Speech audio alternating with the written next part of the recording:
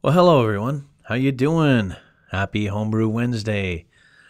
So here I am again doing up another brew, and this time I'm doing a red ale. Just a typical red ale from our local homebrew shop here, and it's called Noble Grape.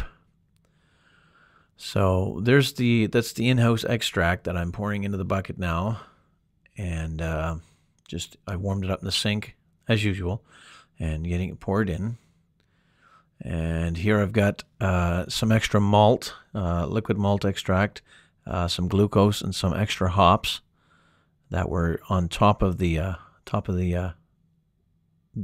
mixture there. Adding that to the wort as well. Yeah, so this one is called Canada. It's a beer mix, so gives you some extra stuff. Here I'm adding approximately 275 or so grams of dextrose, just a heaping cup, just a little extra. Add that in, and of course, got to add some hot water that I had brought to a boil, and so I can mix it in and give it a good stir. Get all the ingredients mixed around. Here I'm adding some. This time I'm adding some yeast nutrient to this batch. I've added a half a teaspoon to it. Thought, what the heck? Let's give that a try. I don't think I've ever used it before. So yeah.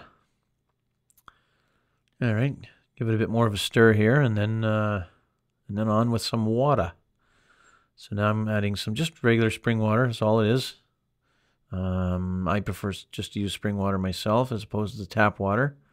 Always a little naive as to what's in the tap water, but some other brewers use them in my area, and they haven't had any issues at all. So, but I decided, what the heck, I just use the spring water. It's not that expensive, $4 or something for a little over $4 for 4 gallons. It's not too bad.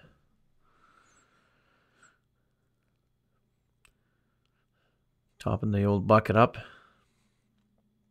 And here in this shot, I added some hot water, really hot water, to the remainder of the extract bucket, just to get all the rest of the extract out, and did quite well too. Cleaned her out pretty good. Now we're topping it up with a little bit more spring water.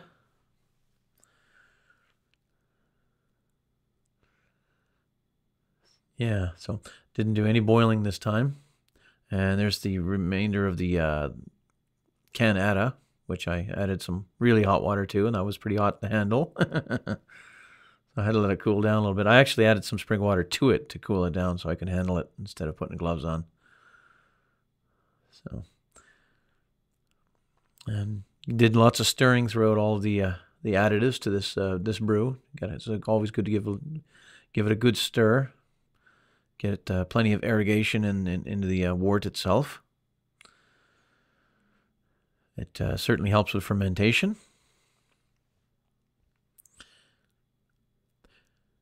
All right, and this time I'm using the Nottingham yeast, just ale yeast. This is what I received when I bought the kit, so gonna throw in the old Nottingham yeast, and I decided not to hydrate it this time. Although I did forget and leave it in the fridge a little too long, which I should have taken it out so it warmed up to room temperature. That might have helped if you're not going to hydrate it. Probably better to leave the yeast out an hour, a couple hours in the room temperature, let it warm up. Because pitching cold yeast probably takes a little longer for fermentation to start. I would assume. All right, now we're putting our top on. We're gonna snap her down. And yeah, I've decided that with this brew that I was going to do go ahead and do a 2-stage or dual stage fermentation. So it's gonna. I think I've left it in the bucket for I believe 4 days.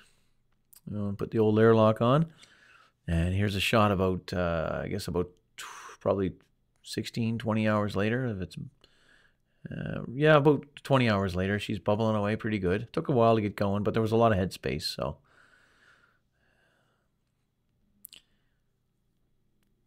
And here I am transferring it over to the secondary. It's kind of fast. I sped it up, but yeah, I'm going to leave it in secondary for, I guess probably maybe seven to 9 days, and then we'll see. Then I'm going to bottle her up, and we'll see you when it's time to taste it. Cheers, everybody. Keep your mugs full.